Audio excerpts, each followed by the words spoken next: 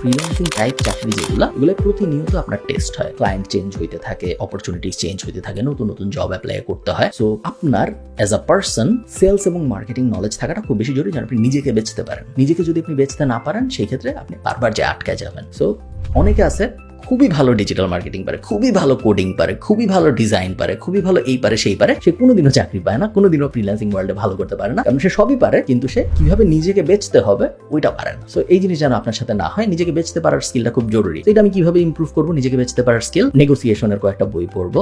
So never split the difference is a good one. আপনি Ted টকও দেখতে পারেন চাইলে নেগোসিয়েশনের উপরে, বাট নেগোসিয়েশনের উপর কয়েকটা বই পড়া জরুরি এবং সেলসের উপরে কয়েকটা বই পড়া জরুরি। এগেইন গ্র্যান্ড কার্ডন টাইপ মানুষজনের বই পড়তে পারেন, 10x রুল বা 10 মিলিয়ন লিডস হাবিজাবি যা যা আছে ওগুলো পড়তে পারেন। দুইটা ভার্টিক্যাল আমি আপনাকে পড়তে রেকমেন্ড করবো। এক হলো নেগোসিয়েশন ভার্টিক্যাল, আর একটা হলো সেলস ভার্টিক্যাল। কারণ এই দুইটাই আপনার জন্য জরুরি হবে যখনই আপনি কোনো একটা ক্লায়েন্টের সাথে কথা বলতে যাবেন। এবং বাকিটুকু প্র্যাকটিস। আপনি ধরে নেবেন 100-200 ক্লায়েন্ট আপনাকে না বলবে, তারপরে যে একজন হ্যাঁ বলবে, এবং আস্তে আস্তে আপনি দেখবেন এমন একটা সময় আসবে যখন প্রত্যেক 5টা ক্লায়েন্টের একজন হ্যাঁ বলতেছে, তারপরে দেখবেন প্রত্যেক 3টা ক্লায়েন্টের একজন হ্যাঁ বলতেছে। একটার একটা হ্যাঁ হচ্ছে এরকম সাধারণত হয় না, সবসময় 3 জনের সাথে কথা বলে 2 জন না বলবে, একজন হ্যাঁ বলবে। ওই নাম্বারটা পর্যন্ত পৌঁছানোটা ডিফিকাল্ট।